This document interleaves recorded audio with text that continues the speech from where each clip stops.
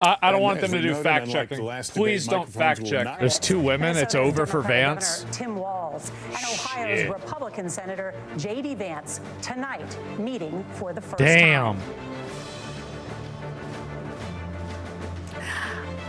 I'm Margaret Brennan. In order to have a thoughtful and civil debate, these are the rules that both campaigns have agreed to. Questions will be directed Can they hit each other? at one candidate who will have 2 minutes to respond. The other candidate will be allowed 2 minutes for rebuttal. Then each candidate will get another minute to make further points, with an additional 1 minute each at the discretion of the moderator. The primary role of the moderators is to facilitate the debate between the candidates, enforce the rules, and provide the candidates with the opportunity to fact-check claims made by each other. CBS News reserves the right to mute the candidates' microphones to maintain decorum. We have not shared the questions or topics with the campaigns. The stage is set. Governor, Senator, thank you for joining us. Let's get started. All right, here we go. The country is facing several unfolding crises. The Middle East is on the brink of war. Americans are suffering from the catastrophic impact of Hurricane Helene, and now a labor strike as 25,000 dock workers from Maine to Texas are picketing. We're going to begin tonight with the Middle East. Margaret. Thank you, Nora.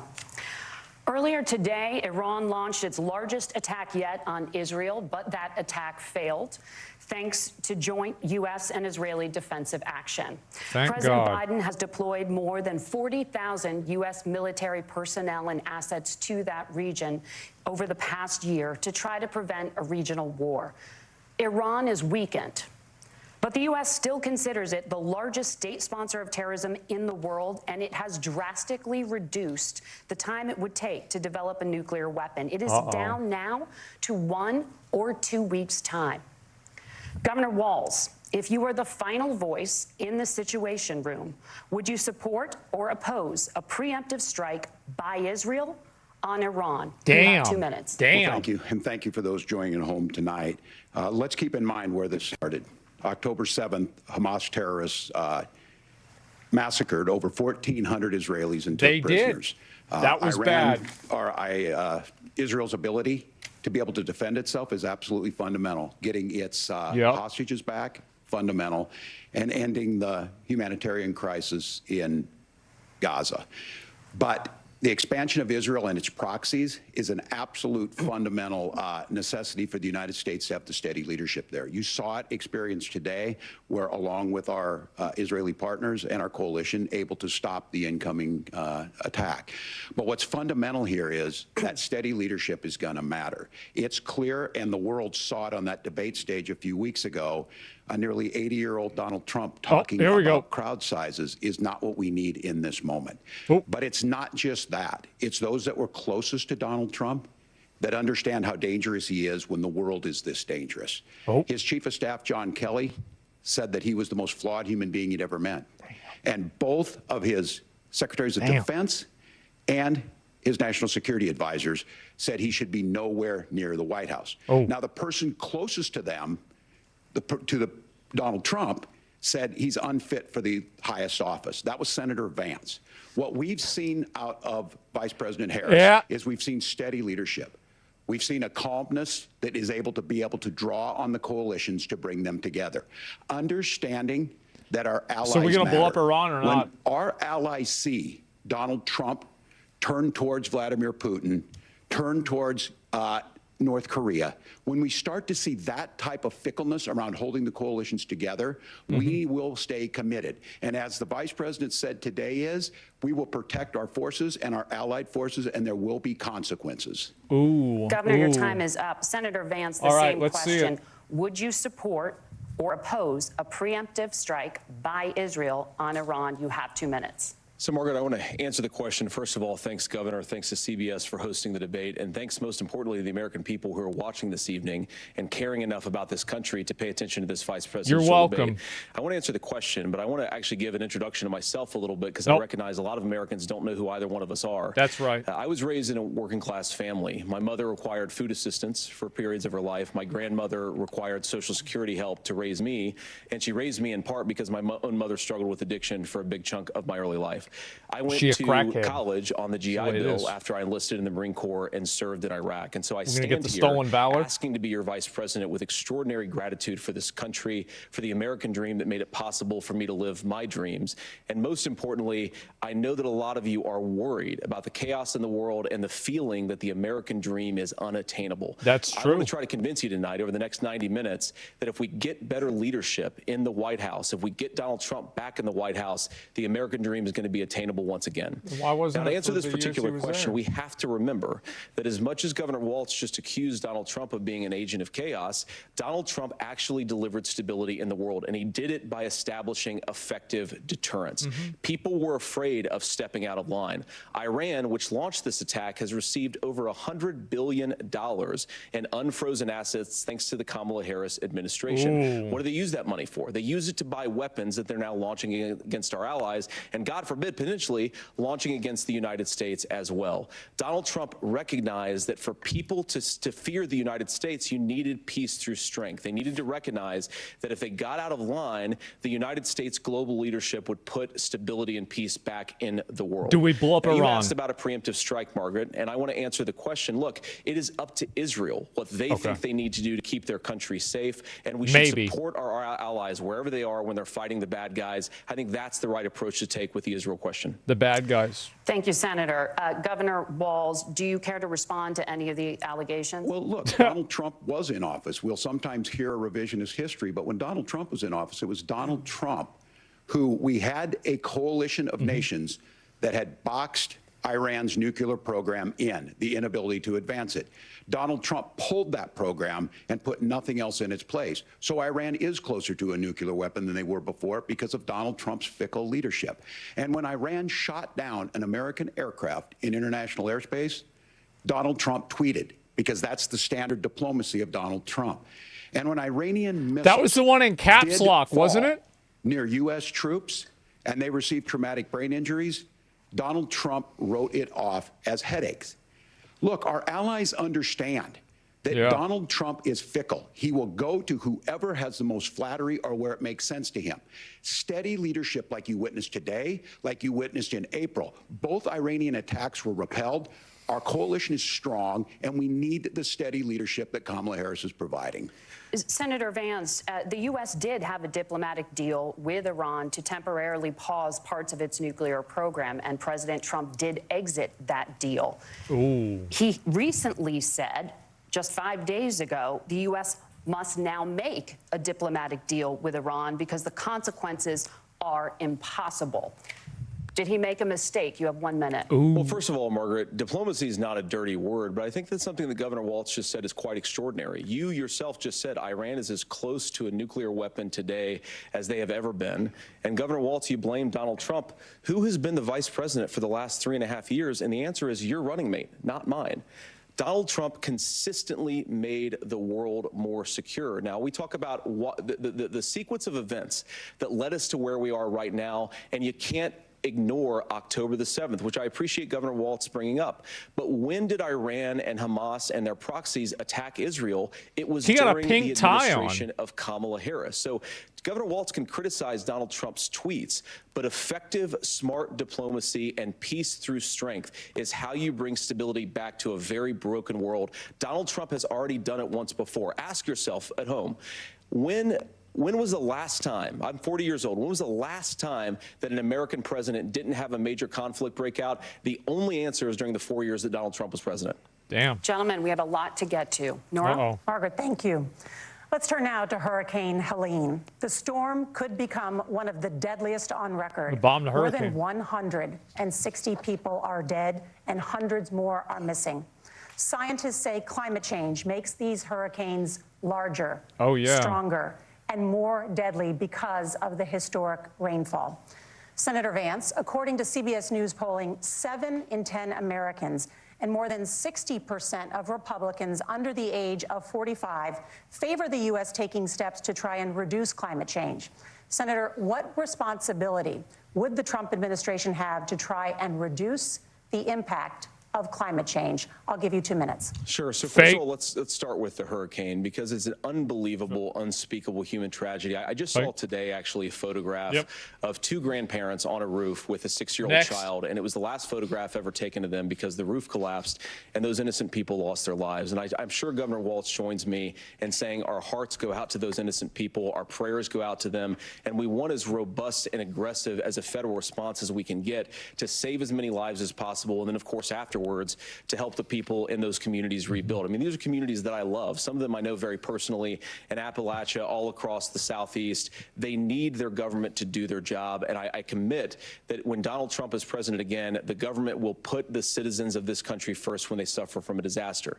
Now, Nora, you asked about climate change. I think this is a very important issue. Look, a lot of people are justifiably worried about all these crazy weather patterns. I think it's important for us, first of all, to say Donald Trump and I support clean air, clean water. We want the environment to be cleaner and safer. But one of the things that I've noticed some of our Democratic friends talking a lot about is a concern about carbon emissions, this idea that carbon emissions drives all of the climate change.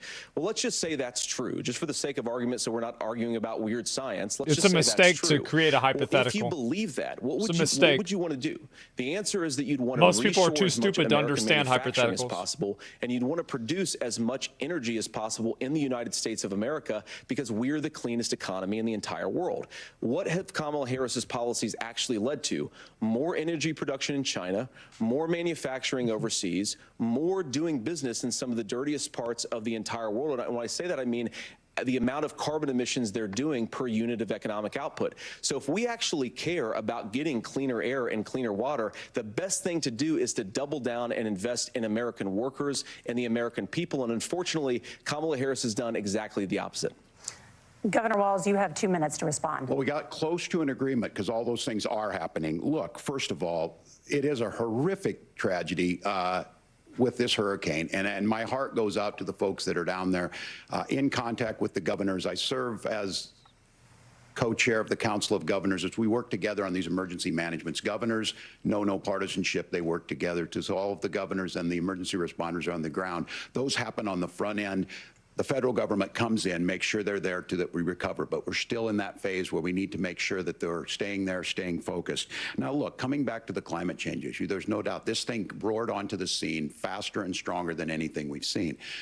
Senator Vance has said that there's a climate problem in the past. Donald Trump called it a hoax and then joked that these things would make more beachfront property to be able to invest in. What we've seen out of the Harris so his strategy is to try to make Donald Trump look bad. Is we've seen this investment. That's what he's going to try and do. Massive investments, the biggest in global history that we've seen in the Inflation Reduction Act, has created jobs all across the country. 2,000 in Jeffersonville, Ohio, taking the EV technology that we invented and making it here. 200,000 jobs across the country. The largest solar manufacturing plant in North America sits in Minnesota. But my farmers know climate change is real. They've seen 500-year droughts, 500-year floods back to back. But what they're doing is adapting, and this has allowed them to tell me, look, I harvest corn, I harvest soybean, and I harvest wind.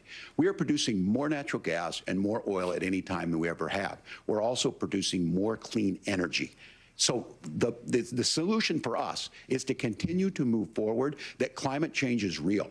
Reducing our impact is absolutely critical, but this is not a false choice. You can do that at the same time you're creating the jobs that we're seeing all across the country. That's a good point he's making. What this administration has done. We are seeing us becoming an energy superpower for the future, not just the current. And that's what absolutely makes sense. And then we start thinking about how do we mitigate these disasters. Thank you. Senator, I want to give you an opportunity to respond there. The governor mentioned that President Trump has called climate change a hoax. Do you agree? Well, look, what the president has said is that if the Democrats, in particular Kamala Harris and her leadership, if they really believe that climate change is serious, what they would be doing is more manufacturing and more energy production in the United States of America, and that's not what they're doing. So clearly Kamala Harris herself doesn't believe her on this. If she did, she would actually agree with Donald Trump's energy policies. Now, something Governor Walz said I think is important to touch upon, because when we talk about clean energy, I think that's a slogan that often often the Democrats will use here. I'm talking, of course, about the Democratic leadership. And the real issue is that if you're spending hundreds of millions or even billions of dollars of American taxpayer money on solar panels that are made in China, number one, you're going to make the economy dirtier. We should be making more of those solar panels here in the United States of America. Some of them are, Tim, but a lot of them are being made overseas in China, especially the components that go into those solar panels. So if you really want to make the environment cleaner, you've got to invest in more energy production. We haven't built a nuclear facility, I think, one in the past 40 years. Natural gas, we got to invest more in it. This guy's cooking. Has done the opposite. I think Vance is doing great. And also meant that we're doing Senator, more. your time is up. Governor, would you like to respond? Well, look, we're producing more natural gas than we ever have. There's no moratorium on that. We're he is? producing Yeah, more I think he's oil, doing but really folks well. know, and like I said again, these are not liberal folks. These are not folks that are Green New Deal folks. These are farmers that have been drought one year, massive flooding the next year. They understand that it makes sense. Look, our #1 export cannot be topsoil from erosion from these massive storms. We saw it in Minnesota this summer. And thinking about how do we respond to that, we're thinking ahead on this. And what Kamala Harris has been able to do in Minnesota, we're starting to weatherproof some of these things. The infrastructure law that was passed allows us to think about mitigation in the future. How do we make sure that we're protecting by burying our power lines? How do we make sure that we're protecting lakefronts and things that we're seeing more and more of? But to call it a hoax and to take the oil company executives to Mar-a-Lago, say, give me money for my campaign, and I'll let you do whatever you want. We can be smarter about that, and an all-above energy policy is exactly what she's doing, creating those jobs right here. Governor, your time is up. The overwhelming consensus among scientists is that the Earth's climate is warming at an unprecedented rate. Margaret? Thank you, Nora. We're going to turn now to immigration. The crisis at the U.S.-Mexico border consistently ranks. This is the cats and dogs, guys. For American voters. Remember? Senator Vance, your campaign is pledging to carry out the largest mass deportation plan in American history and to use the U.S. military to do so. Could you be more specific about exactly how this will work? For example, would you deport parents who have entered the U.S. illegally and separate them from any of their children who were born on U.S. soil? That's a good question. You have 2 minutes. Great question. So first of all, Margaret, before we talk about deportations, we have to stop the bleeding. We have a historic immigration crisis because Kamala Harris started and said that she wanted to undo all of Donald Trump's border policies. 94 executive orders, suspending deportations, decriminalizing illegal aliens, massively increasing the asylum fraud that exists in our system. That has opened the floodgates. And what it's meant is that a lot of fentanyl is coming into our country.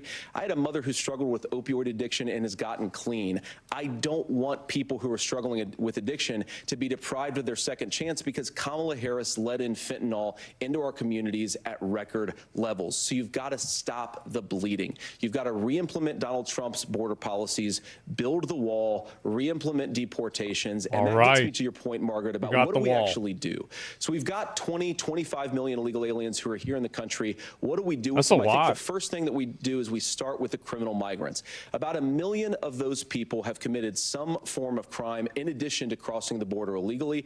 I think you start with deportations on those folks. And then I think you make it harder for illegal aliens to undercut the wages of American workers. A lot of people will go home if they can't work for less than minimum wage in our own country. And by the way, that'll be really good for our workers who just want to earn a fair wage for doing a good day's work. And the final point, Margaret, is you ask about family separation. Right now in this country, Margaret, we have 320,000 children that the Department of Homeland Security has effectively lost. Some of them have been sex trafficked. Some of them hopefully are at homes with their families. Some of them have been used as drug trafficking mules. The real family separation policy in this country is unfortunately Kamala Harris's wide open southern border. And I'd ask my fellow Americans to remember when she came into office, she said she was going to do this. Real leadership would be saying, you know what, I screwed up. We're going to go back to Donald Trump's border policies. I wish that she would do that. It would be good for all of us. Governor, Do you care to respond to any of those specific allegations, including that the vice president is, quote, letting in fentanyl and using kids as drug mules, among other things regarding children? The drug mule is not true, but I will say about the fentanyl, because this is a crisis of this, the opioid crisis. And the good news on this is the last 12 months saw the largest decrease in opioid deaths in our nation's history, 30% decrease in Ohio, but there's still more work to do. But let's go back to this on immigration. Kamala Harris was the Attorney General of the largest state and a border state in California. She's the only person in this race who prosecuted transnational gangs for human trafficking and drug interventions. But look, we all want to solve this. Most of us want to solve this. And that is the United States Congress. That's the Border Patrol agents. That's the Chamber of Commerce. That's most Americans out here. That's why we had the fairest and the toughest bill on immigration that this nation's seen. It was crafted by a conservative senator from Oklahoma, James Lankford. I know him. He's super conservative, but he's a man of principle, wants to get it done. Democrats and Republicans worked on this piece of legislation. The Border Patrol said, this is what we need in here. These are the experts. And the Chamber of Commerce and the Wall Street Journal said, pass this thing. Kamala Harris helped get there. 1,500 new border agents, detection for drugs, DOJ money to speed up the adjudications on this, just what America wants. But as soon as I was getting ready to pass and actually tackle this, Donald Trump said no, told them to vote against it because it gives him a campaign issue. It gives him what would Donald Trump talk about if we actually did some of these things? And they need to be done by the crowd legislature. size. You can't just do this through the executive branch. So look, we have the options to do this. Yeah. Donald Trump had 4 years. He had 4 years to do this, and he promised you, America, how easy it would be. I'll build you a big, beautiful wall, and Mexico will pay for it. Less than 2% of that wall got built, and Mexico didn't pay a dime. But here we are again, 9 years after he came down that escalator, dehumanizing people and telling him what he was going to do. As far as the deportation plan, at one point, Senator Vance said it was so unworkable to be laughable. So that's where we're at. Pass the bill, she'll sign it. Governor, your time is up. Senator, the question was, will you separate parents from their children, even if their kids are U.S. citizens? You have 1 minute. Margaret, my point is that we already have massive child separations thanks to Kamala Harris's open border. And I didn't accuse Kamala Harris of inviting drug mules. I said that she enabled the Mexican drug cartels to operate freely in this country. And we know that they use children as drug mules. And it is a disgrace, and it has to stop. Look, I think what Tim said just doesn't pass the smell test. For 3 years, Kamala Harris went out bragging that she was going to undo Donald Trump's border policy. She did exactly that. We had a record number of illegal crossings. We had a record number of fentanyl coming into our country. And now that she's running for president, or a few months before, she says that somehow she got religion and cared a lot about a piece of legislation. The only thing that she did when she became the vice president, when she became the appointed border czar, was to undo 94 Donald Trump executive actions that opened the border. This problem is leading to massive problems in the United States of America. Parents who can't afford health care, schools that are overwhelmed. It's got to stop, and it will when Donald Trump is president again. Senator, your time is up. Governor, what about our CBS News polling, which does show that a majority of Americans, more than 50%, support mass deportations? Look, that's a lot. We fix this issue with a bill that is necessary. Get them out. But the issue on this is what happens when you don't want to solve it. You demonize it. And we saw this. And Senator Vance, and it surprises me on this, talking about and saying, I will create stories to bring attention to this. That vilified a large number of people who were here legally in the community of Springfield. Yeah. The Republican governor good argument.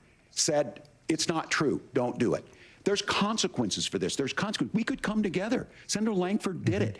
We could come together and solve this if we didn't let Donald Trump continue to make it an issue. And the consequences in Springfield were the governor had to send state law enforcement to escort kindergartners to school.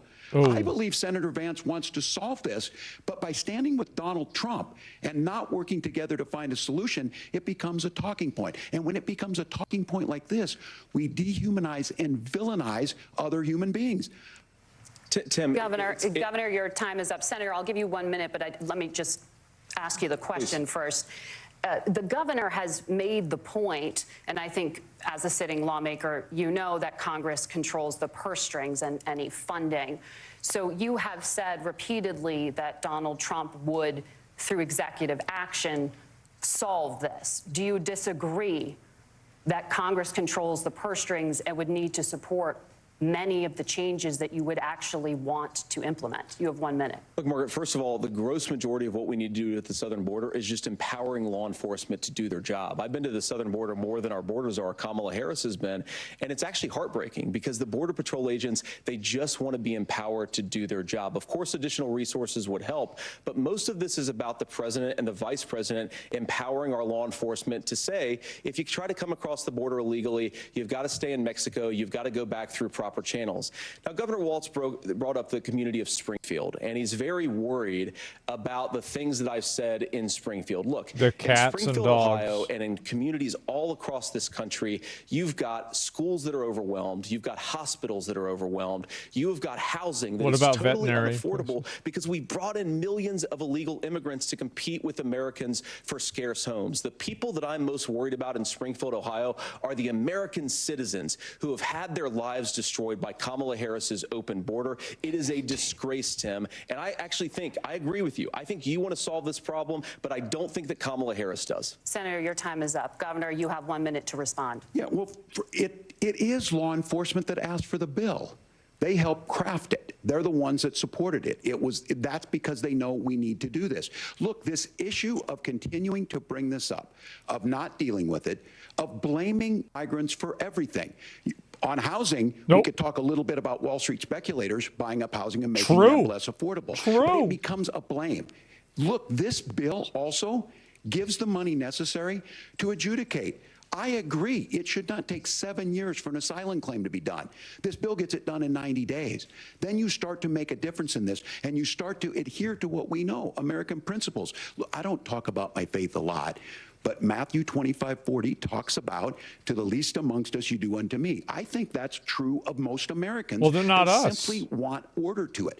This That's bill the problem. does it. It's funded, it's supported by the people who do it, and it lets us keep our dignity about how we treat other people. Thank you, Governor. And just to clarify for our viewers, Springfield, Ohio does have a large number of Haitian migrants who have legal status, temporary protected status. Well, Margaret, but thank you, Senator. We have so much to get to. Margaret, I think it's important because we're going to turn out of the economy. Thank Margaret, you. the rules were that you guys weren't going to fact check, and since you're fact checking me, I think it's important to say what's actually going on. So there's an application called the CBP-1 app, where you can go on as an illegal migrant, apply for asylum or apply for parole, and be granted legal status at the wave of a Kamala Harris open border wand. That is not a person coming in, applying for a green card and waiting for 10 years. That is the facilitation of illegal immigration, Margaret, by our own Thank you, Senator, for describing the legal process. We have so much to get to, Senator. Those laws have been on the books since 1990. Thank you, gentlemen. The CBP-1 app has not been on the books since 1990. It's something that Kamala Harris created, Margaret. Gentlemen, the audience can't hear you because your mics are Yeah, they hot. can. We have so much we want to get to. Thank you for explaining the legal process. Yeah, they can. Nora. Thank you, Margaret. The economy is a top concern for voters. Each of your campaigns has released an economic plan, so let's talk about the specifics. Governor Walz, Vice President Harris unveiled a plan that includes billions in tax credits for manufacturing, housing, and a renewed child tax credit. The Wharton School says your proposals will increase the nation's deficit by $1.2 trillion. That's a How lot. would you pay for that without ballooning the deficit? Governor, I'll give you 2 minutes. Yeah, thank you. And Kamala Harris and I do believe in the middle class because that's where we come from. We both grew up in that. We understand. So those of you out there listening tonight, you're hearing a lot of stuff back and forth, and it's good. It's healthy. That's what this is supposed to happen. You should be listening. How's this going to impact me? The bold forward plan that Kamala Harris put out there is talking about this housing issue.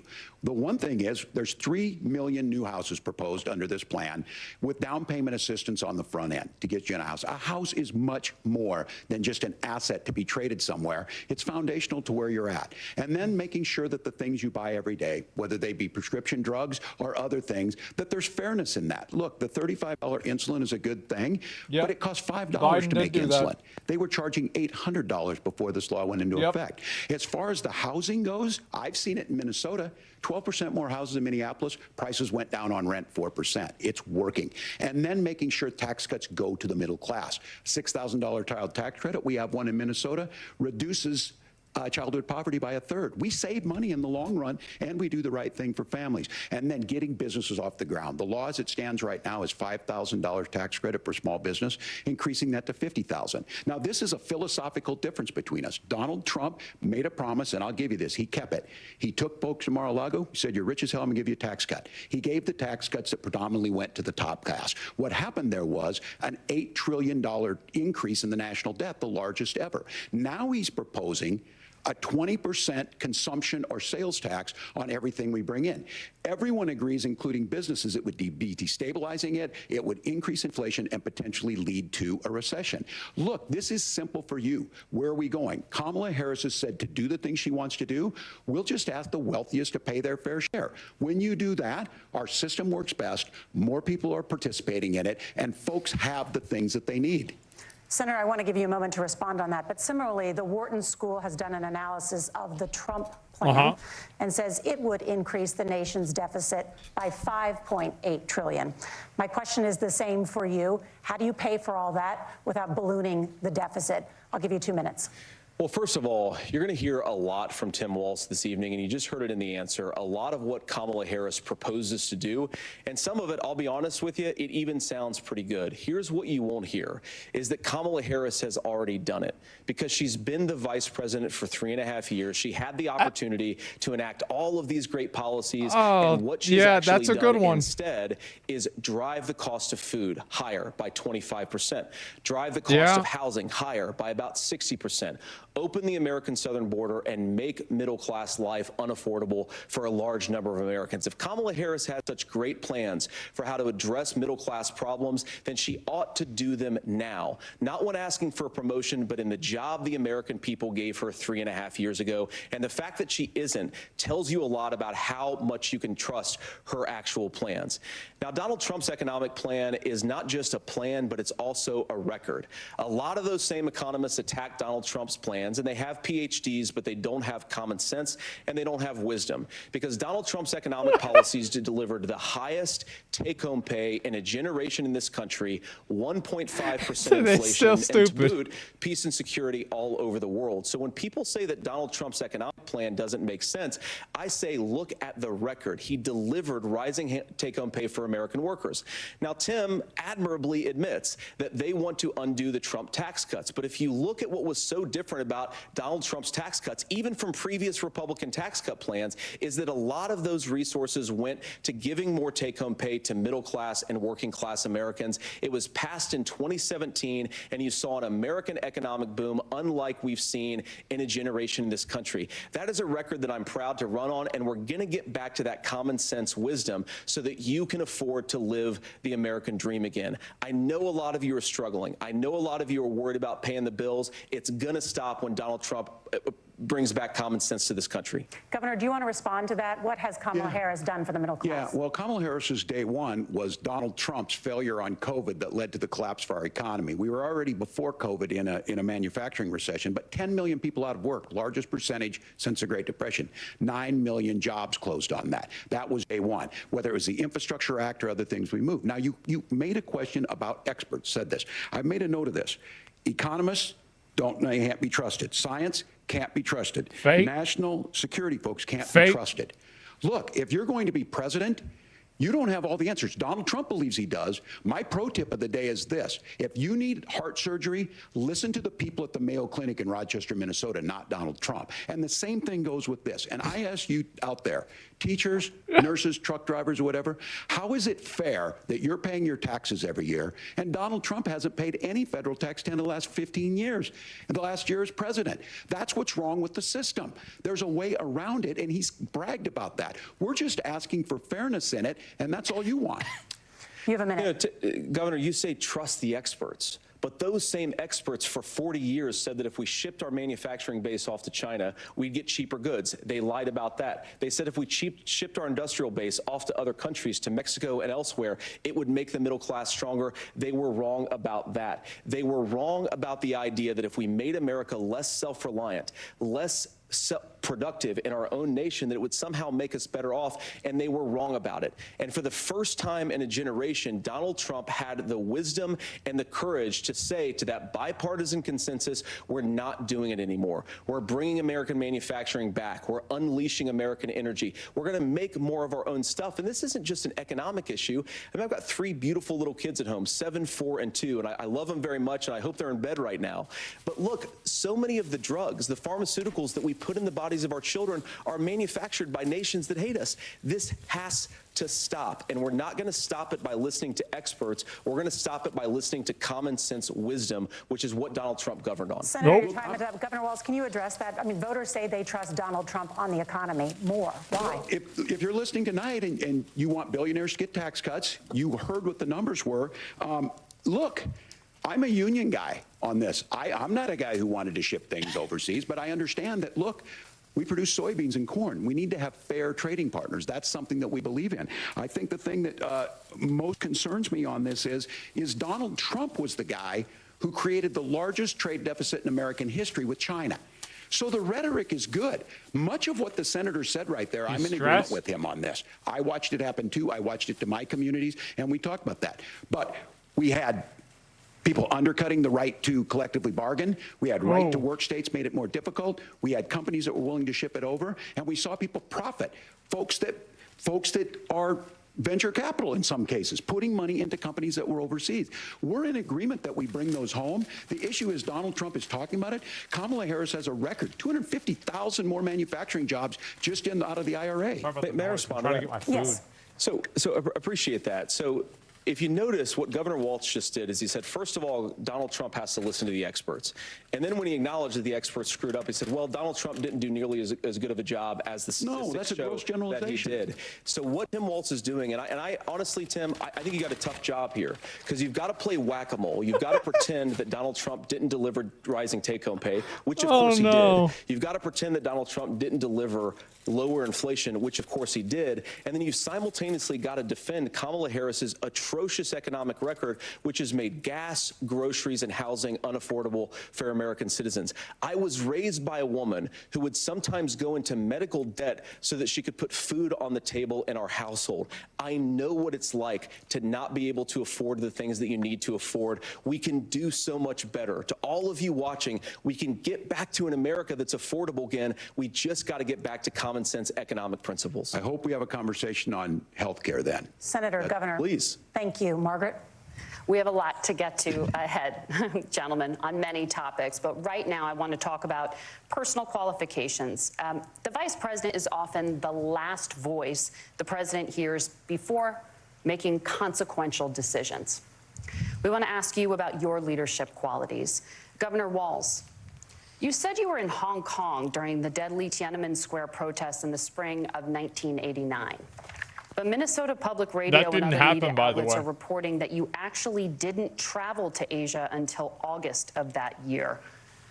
Can you explain that discrepancy? Yeah, guys, it didn't happen. The folks out there didn't get at the top of this. Look, I grew up in small rural Nebraska, town of 400, town that you rode your bike with your buddies till the streetlights come on, and I'm proud of that service. I joined the National Guard at 17, worked on family farms, and then I used the GI Bill to become a teacher, passionate about it, a young teacher. My first year out, I got the opportunity in the summer of '89 to travel to China. 35 years ago, be able to do that. I came back home and then started a program to take young people there. We would take basketball teams, we would take baseball teams, we would take dancers, and we would go back and forth to China. The issue for that was to try and learn. Now look, my community knows who I am. They saw where I was at. Look, I will be the first to tell you, I have poured my heart into my community. I've tried to do the best I can, but I've not been perfect. And I'm a knucklehead at times, but it's always been about that. Those same people elected me to Congress for 12 years. And in Congress, I was one of the most bipartisan people, working on things like farm bills that we got done, working on veterans benefits. And then the people of Minnesota were able to elect me to governor twice.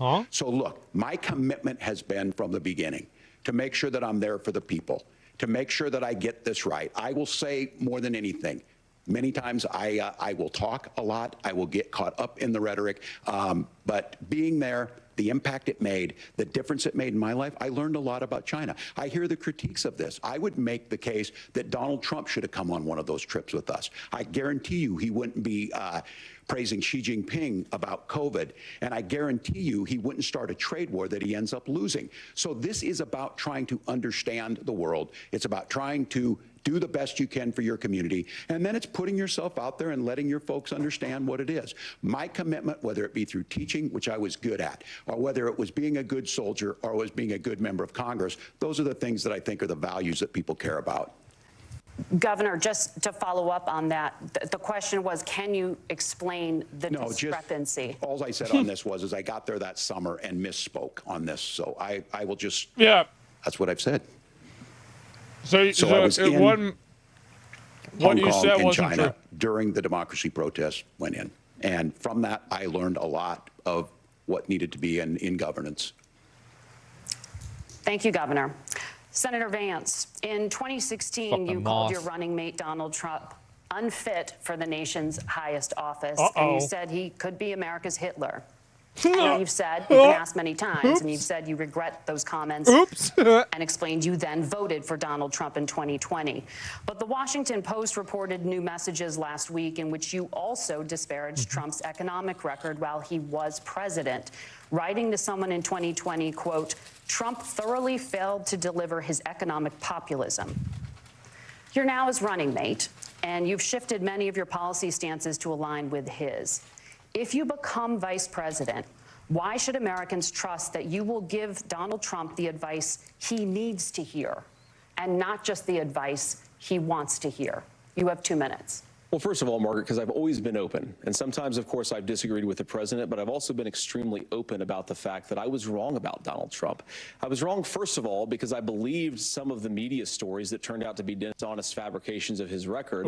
But most importantly, Donald Trump delivered for the American people. Rising wages, rising take-home pay, an economy that worked for normal Americans, a secure southern border, a lot of things, frankly, that I didn't think he'd be able to deliver on. And yeah, when you screw up, when you misspeak, when you get something wrong and you change your mind, you ought to be honest with the American people about it. It's one of the reasons, Margaret, why I've done so many interviews is because I think it's important to actually explain to the American people where I come down on the issues and what changed. Now, you pointed out the messages from 2020. Margaret, I've been extremely consistent that I think there were a lot of things that we could have done better in the Trump administration the first round if Congress was doing its job. I strongly believe, and I've been a United States Senator, that Congress is not just a high-class debating society. It's not just a forum for senators and congressmen to whine about problems. It's a forum to govern. So there were a lot of things on the border, on tariffs, for example, where I think that we could have done so much more if the Republican Congress and the Democrats in Congress had been a little bit better about how they govern the country. They were so obsessed with impeaching Donald Trump, they couldn't actually govern. And I want to talk about this tariff issue in particular, Margaret, because Tim just accused this of being a national sales tax. Look, the one thing, and you're probably surprised to hear me praising Joe Biden, but the one thing that Joe Biden did is he continued some of the Trump tariffs that protected American manufacturing jobs. And it's the one issue, the most pro-worker part of the Biden administration, it's the one issue where Kamala Harris has run away from Joe Biden's record. Think about this. If you're trying to employ slave laborers in China at $3 a day, you're going to do that and undercut the wages of American workers unless our country stands up for itself and says you're not accessing our markets unless you're paying middle-class Americans a fair wage. Senator, your time is up. Nora? Oh, Thank shit. you. Now to the issue of reproductive rights. Governor Walz, after Roe versus Wade was overturned, you signed a bill into law that made Minnesota one of the least restrictive states in the nation when it comes to abortion. Former President Trump said in the last debate that you believe abortion, quote, in the 9th month is absolutely fine. Yes or no? Is that what you support? I'll give you 2 minutes. That's not what the bill says, but look, this issue is what's on everyone's mind. Donald Trump put this all into motion. He brags about how great it was that he put the judges in and overturned Roe versus Wade, 52 years of personal autonomy. And then he tells us, oh, we send it to the states. It's a beautiful thing. Amanda Zaworski would disagree with you on it's a beautiful thing. A young bride in Texas waiting for their child at 18 weeks. She has a complication, a tear in the membrane. She needs to go in. The medical care at that point needs to be decided by the doctor. And that would have been an abortion. But in Texas, that would have put them in legal jeopardy. She went home, got sepsis, nearly dies, and now she may have difficulty having children. Or I agree with Kentucky, Tim Walz on this, by the way. Hadley Duvall, a 12-year-old child raped and impregnated by her stepfather. Those are horrific. Now, when God asked about that, Senator Vance said, 2 wrongs don't make a right. There is no right in this. So in Minnesota, what we did was restore Roe versus Wade. We made sure that we put women in charge of their health care. But look, this is not where, if you don't know Amanda or a Hadley, you soon will. Their Project 2025 is going to have a registry of pregnancies. It's going to make it more difficult, if not impossible, to get contraception and limit access, if not eliminate access to infertility treatments. For so many of you out there listening, me included, infertility treatments are why I have a child. That's nobody else's business, but those things are being proposed. And the catch-all on this is, well, the states will decide what's right for Texas might not be right for Washington. That's not how this works. This is basic human right. We have seen maternal mortality skyrocket in Texas, outpacing many other countries in the world. That's bad. This is about health care. In Minnesota, we are ranked first in health care for a reason. We trust women, we trust doctors. Senator, do you want to respond to the That's governor's a great claim? answer. Will you create a federal pregnancy monitoring agency? No, Nora, certainly we won't. And I want to talk about this issue because I know a lot of Americans care about it, and I know a lot of Americans don't agree with everything that I've ever said on this topic. And, you know, I grew up in a working class family in a neighborhood where I knew a lot of young women who had unplanned pregnancies and decided to terminate those pregnancies because they feel like they didn't have any other options.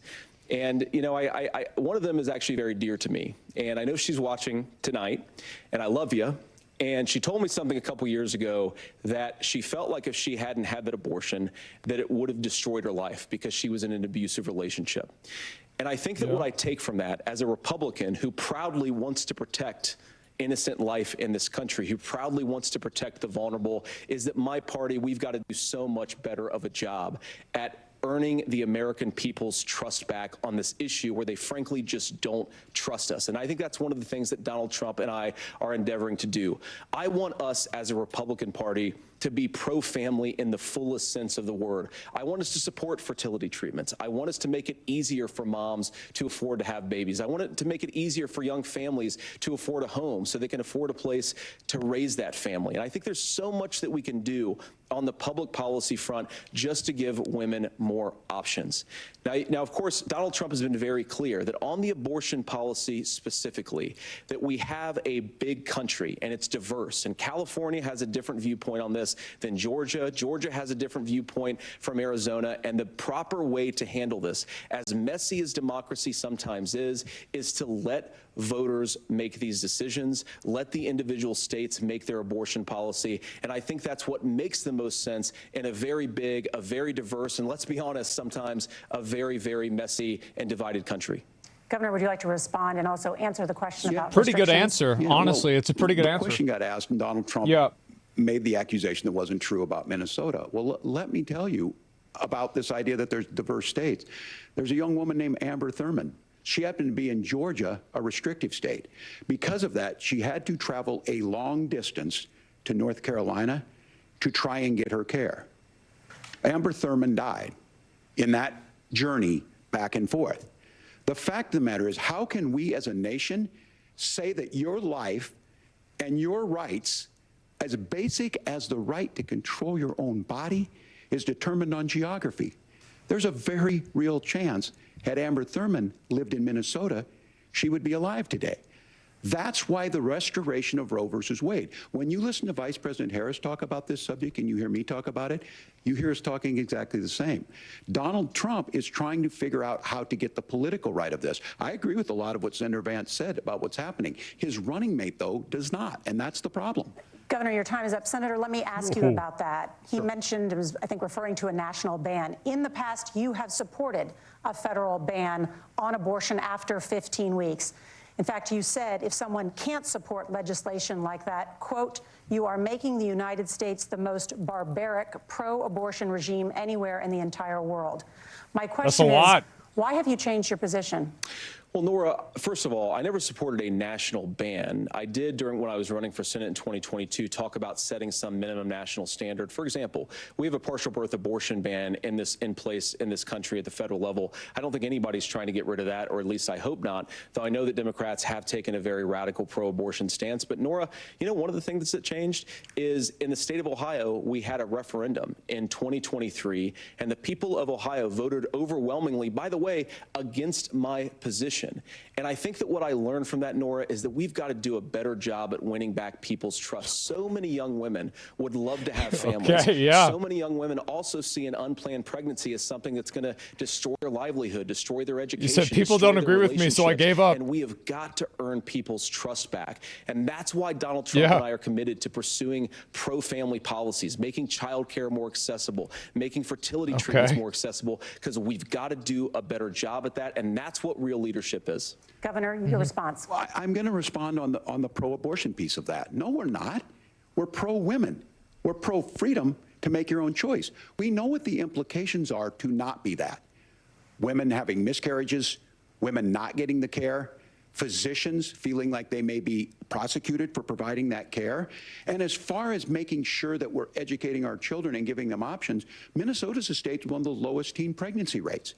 We understand that too. We know that the options need to be available, and we make that true. We also make it, we're a top 3 state for the best place to raise children. But these two things, to try and say that we're pro-children, but we don't like this, or you guys are pro-abortion, that's not the case at all. We are pro-freedoms for women to make their choices, and we're going, and Kamala Harris is making the case, to make options for children more affordable, a $6,000 child tax credit, but we're not going to base that on the backs of making someone like Amber Thurman drive 600 miles to try and get health care. Senator? May I respond to that? First of all, Governor, I agree with you. Amber Thurman should still be alive, and there are a lot of people who should still be alive, and I certainly wish that she was.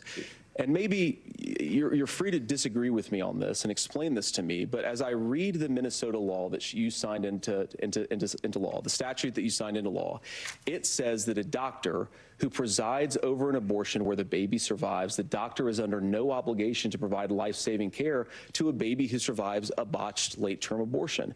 That is, I think, whether you're pro-choice or pro-abortion, that is fundamentally barbaric. And that's why I use that word, Nora, is because some of what we've seen, do you want to force Catholic hospitals to perform abortions against their will? Because Kamala Harris has supported suing Catholic nuns to violate their freedom of conscience. What the We fuck? can be a big and diverse country where we respect people's freedom of conscience and make the country more pro-baby and pro-family. But please.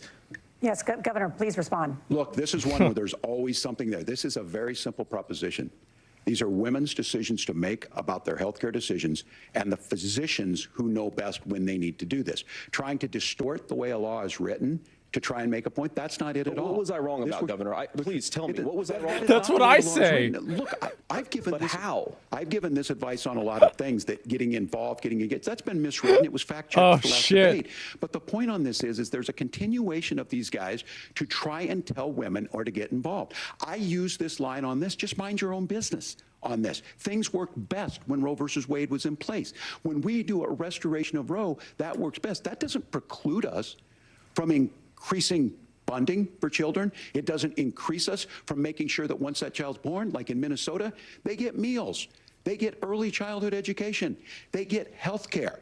So the hiding behind we're going to do all these other things when you're not proposing them in your budget. Kamala Harris is proposing them. She's proposing all those things to make life easier for families. I asked a specific question, Governor. You gave me a slogan as a response. It's not the case. It's not true. That's not what the law says. So they fact-checked it with President Trump. Senator Vance, you oppose most gun legislation that Democrats claim would curb gun violence. You oppose red flag gun laws and legislation to ban certain semi-automatic rifles, including AR-15s. So let me ask you, earlier this year, for the first time, the parents of a school shooter were convicted of involuntary manslaughter and sentenced to 10 years in prison.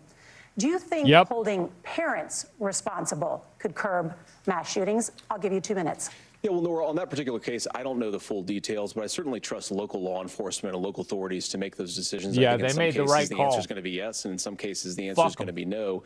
And the details really matter here, of course. For example, if a kid steals a gun, that's going to be different than if a parent hands over a gun knowing that their kid is potentially dangerous. Good point. But look, I want to just sort of speak as a father of 3 beautiful little kids, and our oldest is now in 2nd grade. And like a lot of parents, we send our kids to school with Kevlar such hope backpack. and such joy and such pride at their little faces on the first day of school. And we know, unfortunately, that a lot of kids are going to experience this terrible epidemic of gun violence. And of course, our hearts go out to the families that are affected by this terrible stuff. And we do have to do better. And I think that Governor Walz and I actually probably agree that we need to do better on this. The question is just, how do we actually do it? Now, here's something that really bothers me and worries me about this epidemic of violence. The gross majority, close to 90% in some of the statistics I've seen, of the gun violence in this country is committed with illegally obtained firearms. And while we're on that topic, we know that thanks to Kamala Harris's open border, we've seen a massive influx in the number of illegal guns run by the Mexican drug cartel. So that number, the amount of illegal guns in our country is higher today than it was 3.5 years ago. But what do we do about the schools? What do we do to protect our kids? And I think the answer is, and I say this not loving the answer, because I don't want my kids to go to school in a school that feels unsafe or where there are visible signs of security.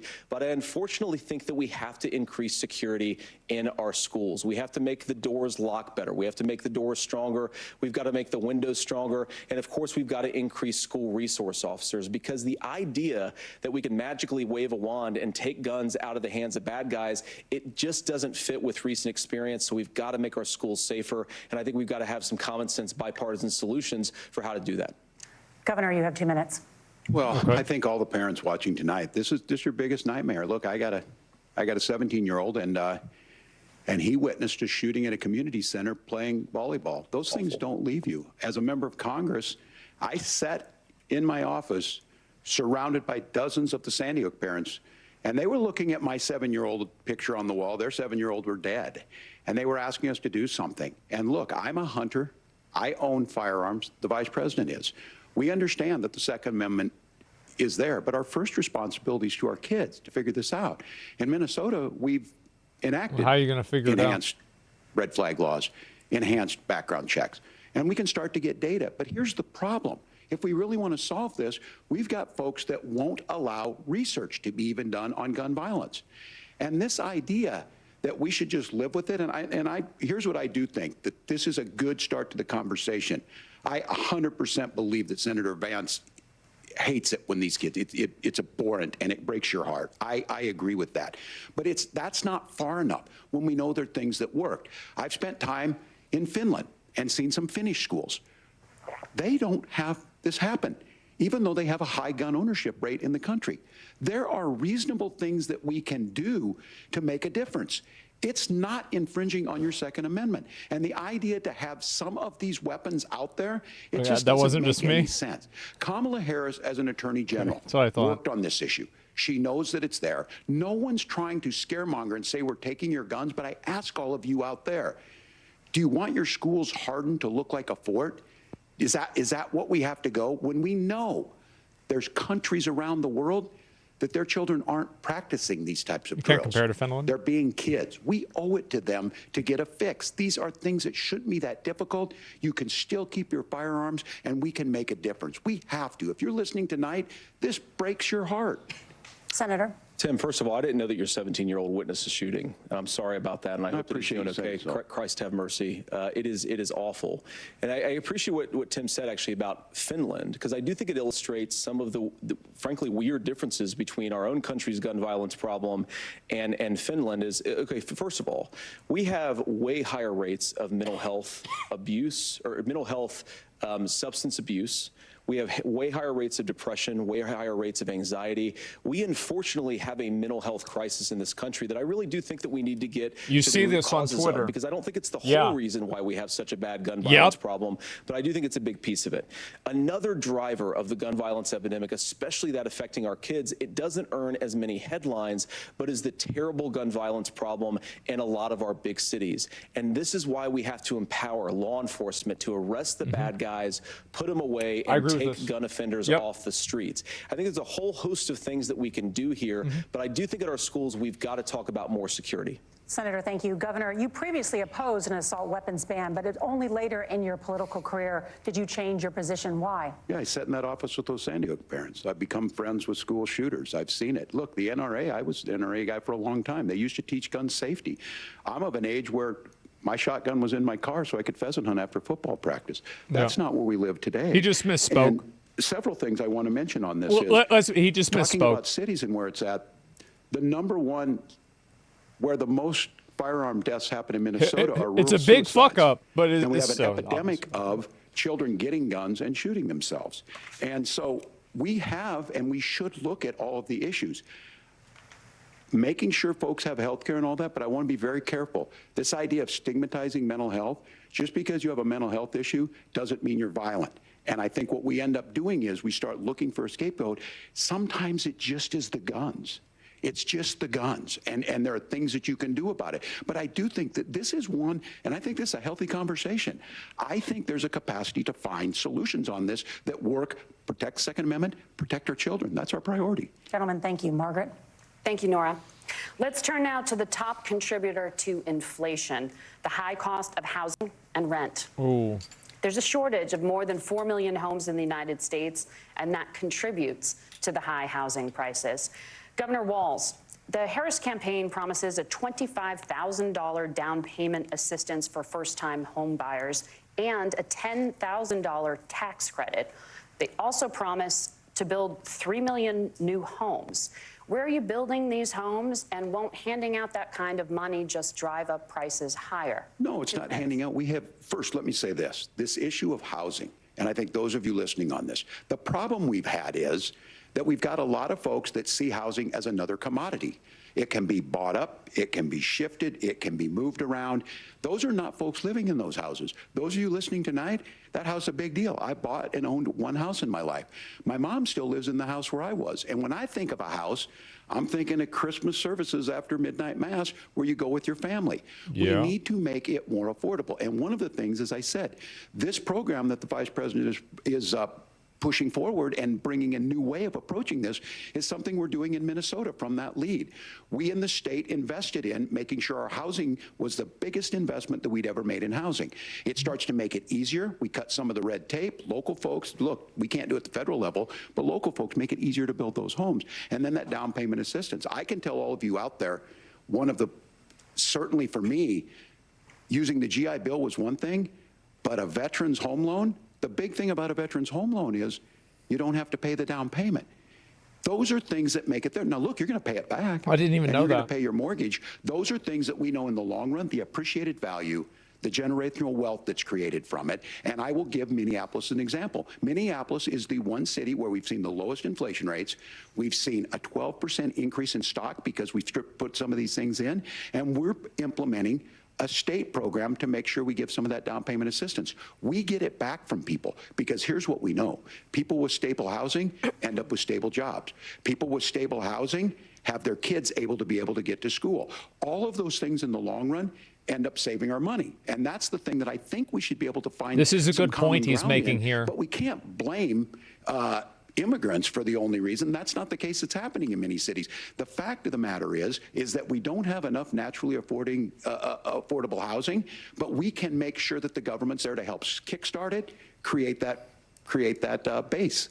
Governor, your time is up. Senator Vance, as far as your campaign's position, the promise is to seize federal lands to build homes, remove regulation, provide tax breaks, and cut back on immigration, which you say pushes up prices. Where are you going to build all the new homes you're promising, and what part of any of this plan will provide immediate relief? You have 2 minutes. Well, first of all, Tim just said something that I agree with. We don't want to blame immigrants for higher housing prices, but we do want to blame Kamala Harris for letting in millions of illegal aliens into this country, which does drive up costs, Tim. 25 million illegal aliens competing with Americans for scarce homes is one of the most significant drivers of home prices in the country. It's why we have massive increases in home prices that have happened right alongside massive increases in illegal alien populations under Kamala Harris's leadership. Now, Tim just mentioned a bunch of ideas. Now, some of those ideas I actually think are halfway decent, and some of them I disagree with. But the most important thing here is Kamala Harris is not running as a newcomer to politics. She is the sitting vice president. If she wants to enact all of these policies to make housing more affordable, I invite her to use the office that the American people already gave her, not sit around and campaign and do nothing while Americans find the American dream of homeownership completely unaffordable. Now, you asked, Margaret, what would immediately change the equation for American citizens? If you lower energy prices, as Donald Trump says, drill, baby, drill, one of the biggest drivers of housing costs aside from illegal immigration is, think about it, if a truck driver is paying 40% more for diesel, then the lumber he's delivering to the job site to build the house is also going to become a lot more expensive. If we open up American energy, you will get immediate pricing relief for American citizens, not, by the way, just in housing, but in a whole host of other economic goods, too. Senator Vance, you still have 23 seconds there. Do you want to answer? Can I have it? Governor, we will get to you in a moment. But, Senator, where are you going to seize the federal lands? Can you clarify?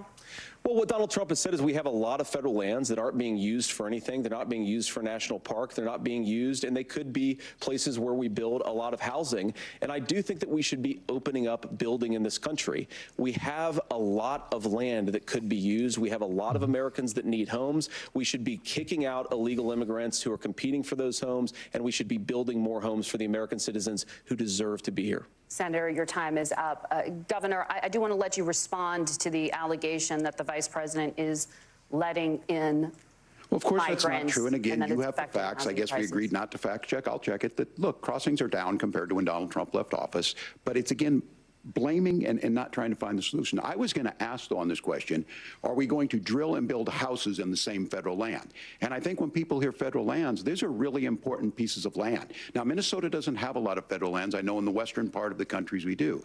There's not a lot of federal lands in and around Minneapolis, for example. So the issue is I don't understand the federal lands issue unless we see this, and I worry about this as someone who cares deeply about our national parks and our federal lands. Look, Minnesota, we protect these things. We've got about 20% of the world's fresh water. These lands protect. They're there for a reason. They belong to all of us. But again, this is when you view housing and you view these things as commodities. Like, there's a chance to make money here. Let's take this federal land and let's sell it to people for that. I think there's better ways to do this. We've seen it in Minnesota. We're able to refurbish some of these houses. We're able to make some investments. That gets people in. And I'm still on the fact on this. Economists, Senator Vance, you said you don't like the economists. Which economists are saying that it is immigrants that's adding to the cost? Governor, your time is up. But Senator, on that point, I'd like for you to clarify. There are many contributing factors to high housing costs. What evidence do you have that migrants are part of this problem? Well, there's a Federal Reserve study that we're happy to share after the debate. We'll put it up on social media, actually, that really drills down on the connection between increased levels of migration, especially illegal immigration, and higher housing prices. Now, of course, Margaret, that's not the entire driver of higher housing prices. It's also the regulatory regime of Kamala Harris. Look, we are a country of builders. We're a country of doers. We're a country of explorers. But we increasingly have a federal administration that makes it harder to develop our resources, makes it harder to build things, and wants to throw people in jail for not doing everything exactly as Kamala Harris says they have to do. And what that means is that you have a lot of people who would love to build homes who aren't able to build homes. I actually agree with Tim Walz. We should get out of this idea of housing as a commodity. But the thing that has most turned housing into a commodity is giving it away to millions upon millions of people who have no legal right to be here. What are the federal regulations? I deal with this as a governor. You can very quickly reply. I'm sorry. I get this as a governor, and I don't necessarily disagree with that in some cases, many of those are local. Many of them are state. I don't know which ones are federal. But I think whenever we That's a talk huge problem. regulations, I wish they would talk people about think that they can more. Get rid of them. I think you want to be able to get out of your house in a fire. I think you want to make sure that it's fireproof and those types of things. So which are the regulations? Because the vice president's not responsible for those. Congress writes those. Governor, thank you. Gentlemen, we have a lot to get to. You're passionate about the housing crisis, I can tell. But Nora? Thank you. One of the top problems facing Americans is the high cost of health care. Senator Vance, at the last presidential debate, former President Trump was asked about replacing the Affordable Care Act. In response, he said, "I have concepts of a plan." Since then, Senator, you've talked about changing how chronically ill Americans get health insurance. Can you explain how that would work? And can you guarantee that Americans with pre-existing conditions won't pay more? I'll give you 2 minutes. Well, of course. We're going to cover Americans with pre-existing conditions. In fact, a lot of my family members have gotten health care. I believe, members of my family actually got private health insurance, at least for the first time, switched off of Medicaid onto private insurance for the first time under Donald Trump's leadership. And I think that, a lot of people have criticized this concepts of a plan remark. Look, it's very simple common sense. I think as Tim Walz knows from 12 years in Congress, you're not going to propose a 900-page bill standing on a debate stage. It would bore everybody to tears, and it wouldn't actually mean anything because part of this is the give and take of bipartisan negotiation. Now, when Donald Trump was actually president, and again, he has a record to be proud of, prescription drugs fell in 2018 for the first time in a very long time. Under Kamala Harris's leadership, prescription drugs are up about 7%. Under Donald Trump's entire 4 years, they were up about 1.5%. He introduced pricing transparency. Think about healthcare. You go into a hospital, you try to buy something, and nobody knows what it actually costs. That price transparency will actually give American consumers a little bit more choice and will also drive down costs. And we talked about, the reinsurance regulations is what I was talking about. Look, Donald Trump has said that if we allow states to experiment a little bit on how to cover both the chronically ill but the non-chronically ill, it's not just a plan. He actually implemented some of these regulations when he was president of the United States. And I think you can make a really good argument that it salvaged Obamacare, which was doing disastrously until Donald Trump came along. And I think this is an important point about President Trump. Of course, you don't have to agree with everything that President Trump has ever said or ever done, but when Obamacare was crushing under the weight of its own regulatory burden and healthcare costs, Donald Trump could have destroyed the program. Instead, he worked in a bipartisan way to ensure that Americans had access to affordable care. It's not perfect, of course, and there's so much more that we can do, but I think that Donald Trump has earned the right to put in place some better health care policies. He's earned it because he did it successfully the first time. Governor? All right, here's where being an old guy gives you some history. I was there at the creation of the ACA. And the reason it was so important is I come from a major healthcare state, home of the Mayo Clinic, home to Medical Alley. I was there. 3M, Medtronic, all of those. We understand 3,000 years ago. It's why we're ranked first on affordability and accessibility and quality of healthcare. And so what I know is under Kamala Harris, more people are covered than they have before. And those of you listening, this is critical to you. Now, Donald Trump all of a sudden wants to. Go back and remember this. He ran on the first thing he was going to do on day one was to repeal Obamacare. On day one, he tried to sign an executive order to repeal the ACA. He signed on to a lawsuit to repeal the ACA, but lost at the Supreme Court. And he would have repealed the ACA had it not been for the courage of John McCain to save that bill. Now, fast forward, what that means to you is you lose your pre-existing conditions. If you're sitting at home and you got asthma, too bad. If you're a woman, probably not. Broke your foot during football, might kick you out. Your kids get kicked out when they're 26. Kamala Harris negotiated drug prices for the first time with Medicare. We have 10 drugs that will come online, the most common ones that'll be there. But look, this issue, and when Donald Trump said, I've got a concept of a plan, it cracked me up as a fourth grade teacher because my kids would have never given me that.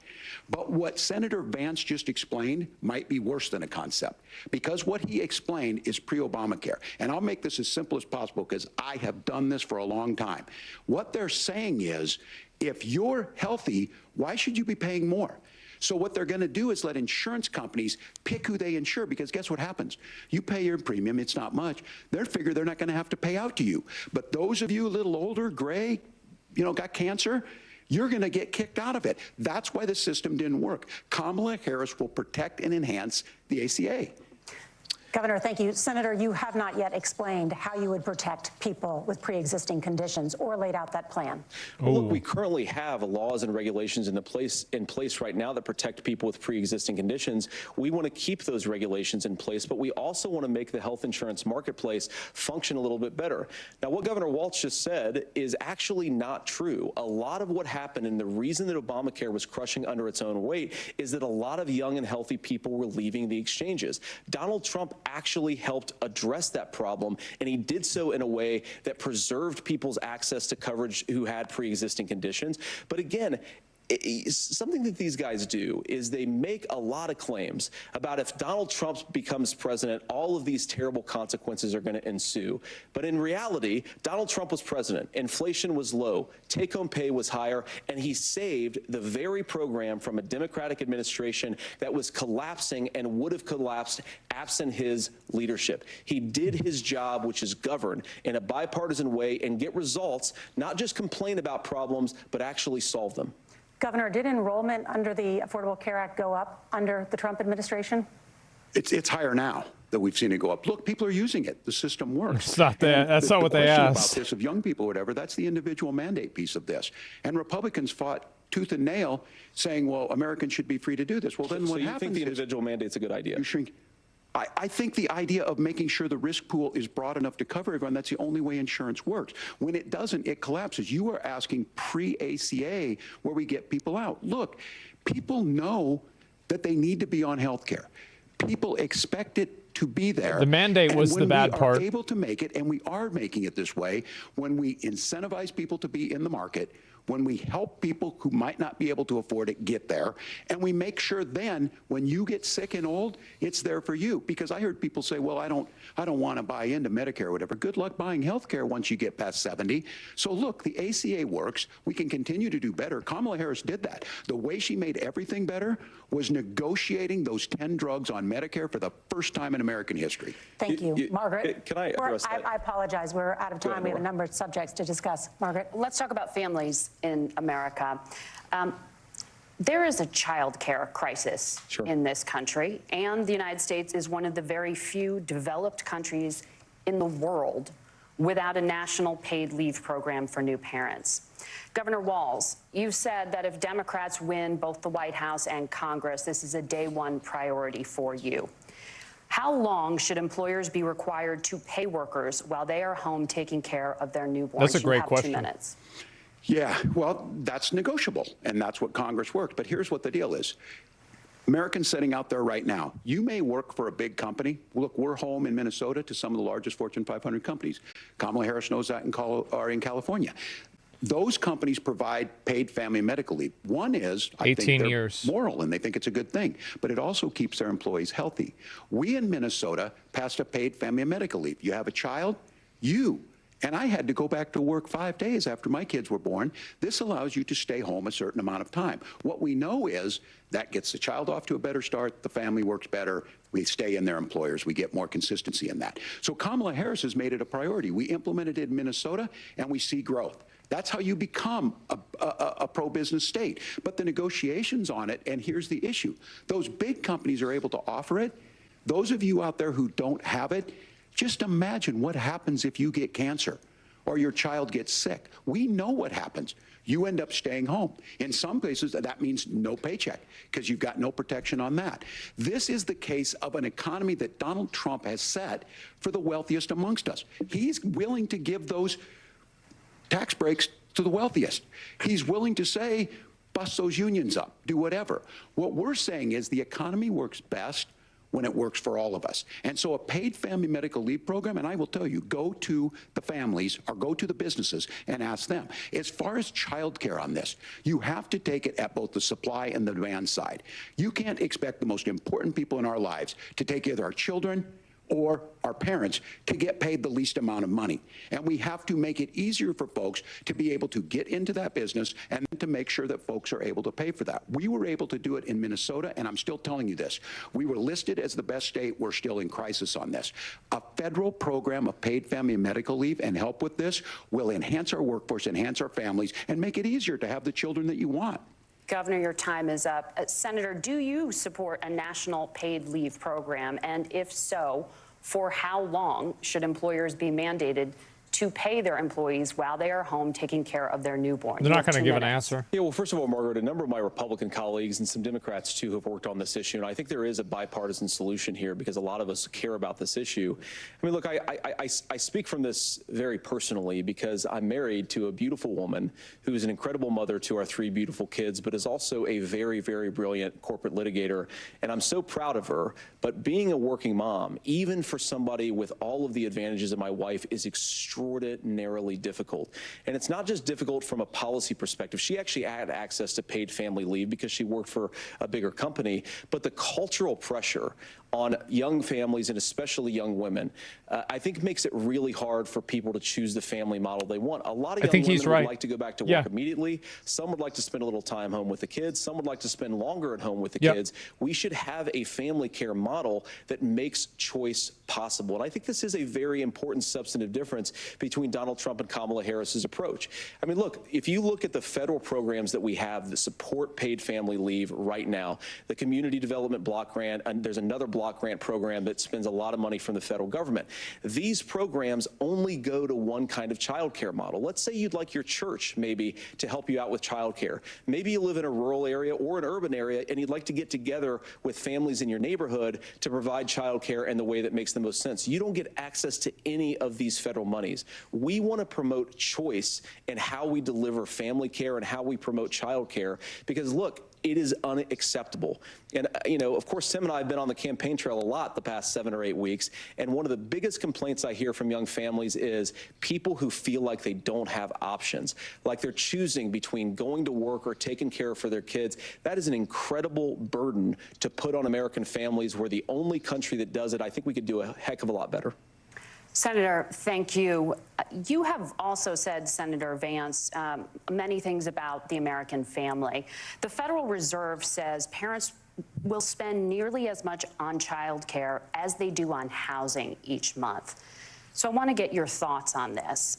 It's a lot of money. Trump recently said, as much as child care is talked about as being expensive, it's relatively speaking not very expensive compared to the kinds of numbers we'll be taking in. Is President Trump committed to the $5,000 per child tax credit that you have described? You have 1 minute. Well, what President Trump said, Margaret, I just want to defend my running mate here a little bit, is that we're going to be taking in a lot of money by penalizing companies for shipping jobs overseas and penalizing countries who employ slave laborers and then ship their products back into our country and undercut the wages of American workers. It's the heart of the Donald Trump economic plan. Cut taxes for American workers and American families. Cut taxes for businesses that are hiring and building companies in the United States of America, but penalize companies and countries that are shipping jobs overseas. That's the heart of the economic proposal. He does say it weird. And I think what President Trump is saying is that when we bring in this additional revenue with higher economic growth, we're going to be able to provide paid family leave, child care options that are viable and workable for a lot of American families. Can you clarify how that will solve the child care shortage? Well, because as Tim said, a lot of the child care shortage is we just don't have enough resources going into the multiple people who could be providing family care options. And we're going to have to, unfortunately, look, we're going to have to spend more money. We're going to have to induce more people to want to provide child care options for American families. Because the reason it's so expensive right now is because you've got way too few people providing this very essential service. Thank you, Senator. Governor Walz, your ticket also has some child care tax credit proposals. Do you think Congress will agree to the $6,000 credit for newborns and $3,000 credit for children over the age of 6, as your campaign has promised? Is that realistic? Well, if these members of Congress are listening to anybody, I can tell you, and this is the biggest issue. Everybody listening tonight knows. I mean, I'm sure they were shocked to hear it's not that expensive. And let's be clear, whether it's $5,000 or $6,000, that pays you about 3 or 4 months. Let's be clear of where we're at on this. Not enough. Because Yeah, we got he's right. out of an imbalance That's a on good this. point. We thought we were going to get by not paying people. Yeah. I don't think Senator Vance and I are that far apart. I'm not opposed to what he's talking about on options. We've done scholarships types of things. I think we need to be open to making the case. But the issue here is, the question you asked is, you're not going to pay for it with these tariffs. That's just adding another $4,000 on the family and taking less. So not only do they not get the money to pay for that, they're $4,000 in the hole. That's Wharton School. That's his alma mater. And so I think the issue here is, if those members of Congress, I can't believe they're not here. When I go to businesses, sure, they'll talk about taxes sometime, but they will lead with childcare and they will lead with housing, because we know the problem is, especially in a state like Minnesota, we need more workers because our economy's growing, but we need the workforce. Governor, thank you. We need to move on. Nora? Let's talk about the state of democracy, the top issue for Americans after the economy and inflation. After the 2020 election, President Trump's campaign and others filed 62 lawsuits contesting the results. Oh, yeah. Judges, including those appointed by President Trump and other Republican presidents, looked at the evidence and said there was no widespread fraud. Stop the steal. The governors of every state in the nation, Republicans and Democrats, certified the 2020 election results and sent a legal slate of electors to Congress for January 6th. Senator Vance, you have said you would not have certified the last presidential election and would have asked the states to submit alternative electors. That has been called unconstitutional and illegal. Would you again seek to challenge this year's election results, even if every governor certifies the results? I'll give you 2 minutes. Well, Nora, first of all, I think that we're focused on the future. We need to figure out how to solve the inflation crisis caused by Kamala Harris's policies. Good, because the past was make fucking housing retarded. affordable, make groceries affordable, and that's what we're focused on. But I want to answer your question because you did ask it. Look, what President Trump has said is that shit was there were so problems stupid. in 2020, and my own belief is that we should fight about those issues, debate those issues peacefully in the public square, and that's all I've said, and that's all that Donald Trump has said. Remember, he said that on January the 6th, the protesters ought to protest peacefully. And on January the 20th, what happened? Joe Biden became the president, Donald Trump left the White House, and now, of course, unfortunately, we have all of the negative policies that have come from the Harris-Biden administration. I believe that we actually do have a threat to democracy in this country, but unfortunately, it's not the threat to democracy that Kamala Harris and Tim Walz want to talk about. It is the threat of censorship. It's Americans casting aside lifelong friendships because of disagreements over politics. It's big technology companies silencing their fellow citizens. And it's Kamala Harris saying that rather than debate and persuade her fellow Americans, she'd like to censor people who engage in misinformation. I think that is a much bigger threat to democracy than anything that we've seen in this country in the last 4 years, in the last 40 years. Now, I'm really proud, especially given that I was raised by two lifelong blue-collar Democrats, to have the endorsement of Bobby Kennedy Jr. and Tulsi Gabbard, lifelong leaders in the Democratic coalition. And of course, they don't agree with me and Donald Trump on every issue. We don't have to agree on every issue, but we're united behind a basic American First Amendment principle that we ought to debate our differences. We ought to argue about them. We ought to try to persuade our fellow Americans. Kamala Harris is engaged in censorship at an industrial scale. She did it during COVID. She's done it over a number of other issues. And that, to me, is a much bigger threat to democracy than what Donald Trump said when he said that protesters should peacefully protest on January the 6th. Governor? Well, I've enjoyed tonight's debate, and I think there was a lot of commonality here, and I'm sympathetic to misspeaking on things, and I think I might have with the senator. Me too, man. There's one though that this one is troubling to me, and I say that because I think we need to tell the story. Donald Trump refused to acknowledge this, and the fact is that I don't think we can be the frog in the pot and let the boiling water go up. He was very clear. I mean, he lost this election, and he said he didn't. 140 police officers were beaten at the Capitol that day, some with the American flag. Several later died, and it wasn't just in there. In Minnesota, a group gathered on the state capitol grounds in St. Paul and said, "We're marching to the governor's residence, and there may be casualties." The only person there was my son and his dog, who was rushed out crying by state police. That issue, and Mike Pence standing there as they were chanting, "Hang Mike Pence." Mike Pence made the right decision. String him up. Senator, I remember that. Adjudicated over and over and over. I worked with kids long enough to know, and I said as a football coach, sometimes you really want to win, but the democracy is bigger than winning an election. You shake hands, and then you try and do everything you can to help the other side win. That's what was at stake here. Now, the thing I'm most concerned about is the idea that imprisoning your political opponents, already laying the groundwork for people not accepting this. And a president's words matter. A president's words matter.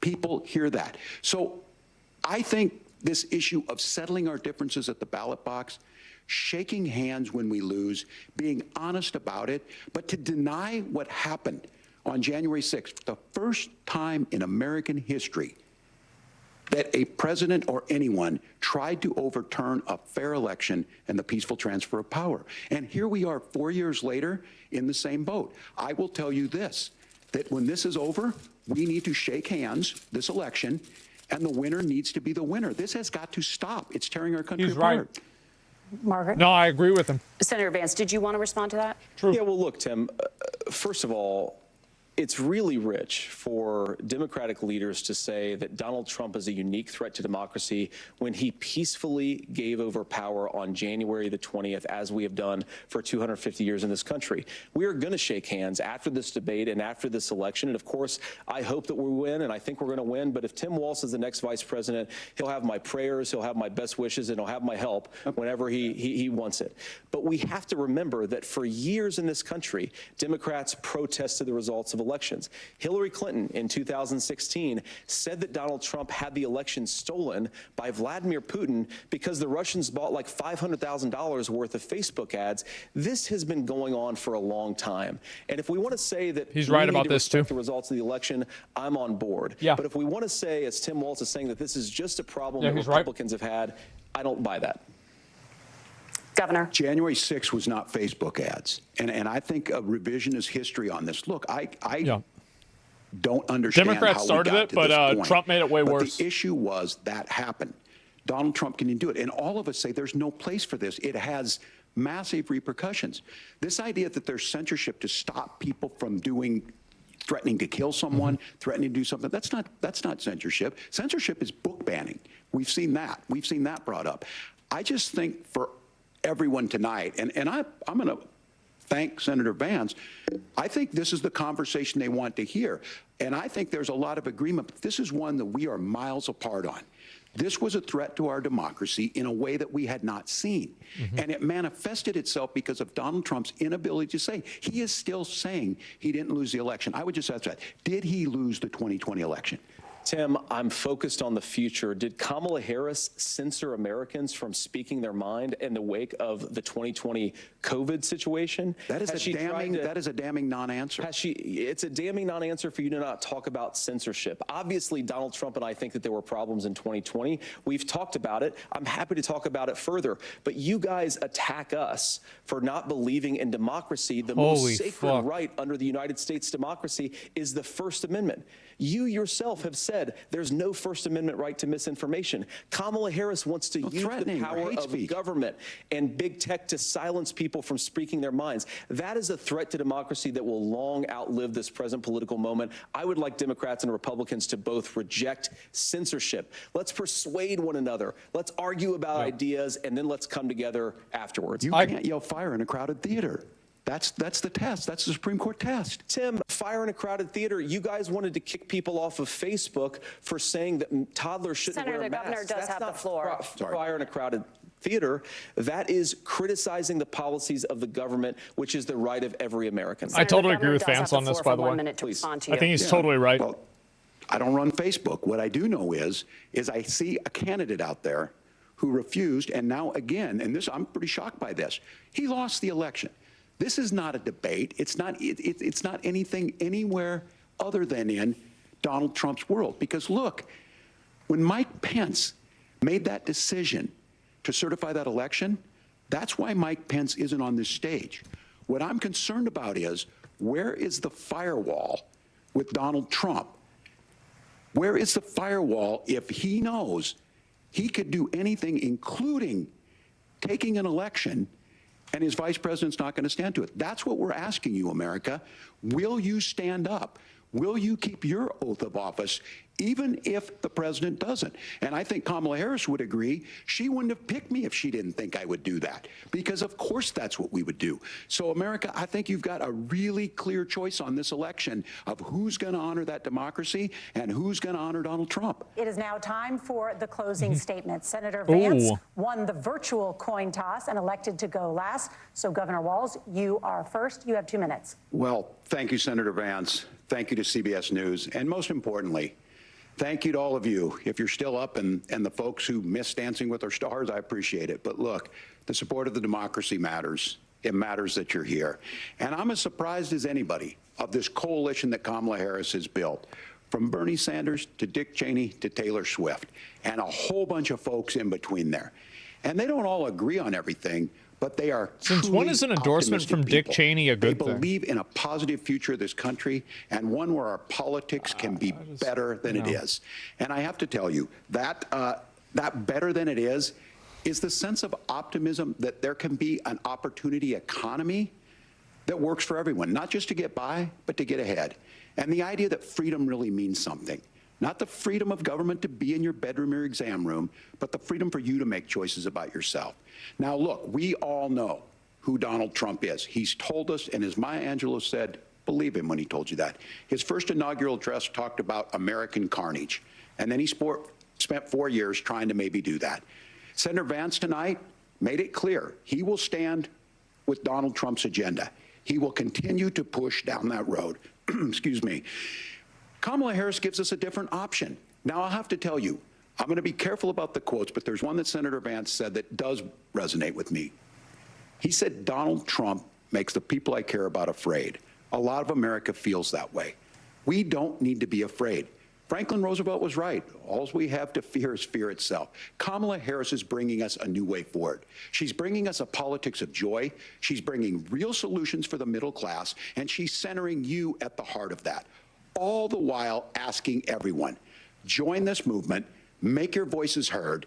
Let's look for a new day where everybody gets that opportunity and everybody gets a chance to thrive. I humbly ask for your vote on November 5th for Kamala Harris. Governor Walz, thank you. Senator Vance, your closing statement. Well, I want to thank Governor Walz, you folks at CBS, and of course the American people for tuning in this evening. And one of the issues we didn't talk about was energy. And I remember when I was being raised by my grandmother, when she didn't have enough money to turn on the heat some nights because Ohio gets pretty cold at night, and because money was often very tight. And I believe, as a person who wants to be your next vice president, that we are a rich and prosperous enough country where every American, whether they're rich or poor, ought to be able to turn on their heat in the middle of a cold winter night. That's gotten more difficult thanks to Kamala Harris's energy policies. I believe that whether you're rich or poor, you ought to be able to afford a nice meal for your family. That's gotten harder because of Kamala Harris's policies. I believe that whether you're rich or poor, you ought to be able to afford to buy a house. You ought to be able to live in safe neighborhoods. You ought to not have your communities flooded with fentanyl, and that too has gotten harder with because of Kamala Harris's policies. Now, I've been in politics long enough to do what Kamala Harris does when she stands before the American people and says that on day one, she's going to work on all these challenges I just listed. She's been the vice president for 3.5 years. Day one was 1,400 days ago, and her policies have made these problems worse. Now, I believe that we have the most beautiful country in the world. I meet people on the campaign trail who can't afford food, but have the grace and generosity to ask me how I'm doing and to tell me they're praying for my family. What that has taught me is that we have the greatest country, the most beautiful country, the most incredible people anywhere in the world. But they're not going to be able to achieve their full dreams with the broken leadership that we have in Washington. They're not going to be able to live their American dream if we do the same thing that we've been doing for the last 3.5 years. We need change. We need a new direction. We need a president who has already done this once before and did it well. Please vote for Donald Trump. And whether you vote for me or vote for Tim Walz, I just want to say I'm so proud to be doing this, and I'm rooting for you. God bless you, and good night. Senator Vance, thank you. And thank you both for participating in the only vice presidential debate of this election cycle. I'm Margaret Brennan. And I'm Nora O'Donnell. And a reminder, there are just 35 days until Election Day. Please get out and vote. And for all of us here at CBS News, thank you and good night.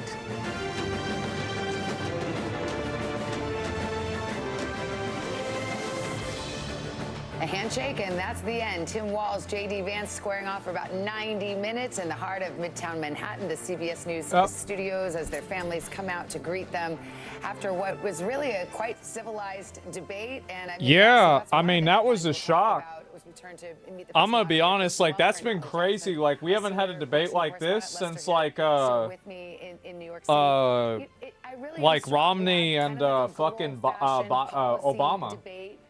It's been a long time. Yeah, it's like honestly kind of shocking.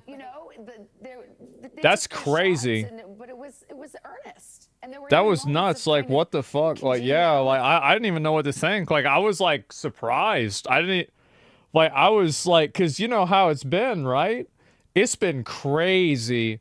And like, you know, there was no talk of horse cum. There's no couch fucking or anything like that. It was a very civil and refreshing debate, and I think it was great. I do. I think it went so much better than a presidential debate. And I'd say after that debate, I'd be more willing to vote for either of them than either of Kamala or Trump. To be totally honest, like, I very, very easily, I would rather vote for both of them than either one of the candidates for president. Vance did a great job. Yeah, I think he did. I think he did a really good job. There's a couple of things, like, I think that there's, like, a Cold War that's going on with, like, you know, Democrats not acknowledging censorship and Republicans not acknowledging that they lost the 2020 election. I don't like that. I think that really both things are true, and it's a disservice to everybody that we can't act like both things happened. But overall, I think it did pretty well. We don't care. Yeah, I mean, that's the way I see it, right? And Vance won the 3v1. I think that Vance came out looking better than Tim Walz. I do think so. But I think that's also another reason because a lot of people had a more negative opinion of Vance. And I think that he repaired that image better than I would say Tim Walz did. I think Tim Walz, like, pretty much did, like, he did fine. Really, poll? You guys want a poll? Yeah, that's fine. And don't listen to me. Like, I'll do a poll and you guys can vote in it. Who do you think came out ahead or improved your opinion of them? Okay, and we've got the poll. Let me go ahead and link it to you guys, and then we'll take a look at the results.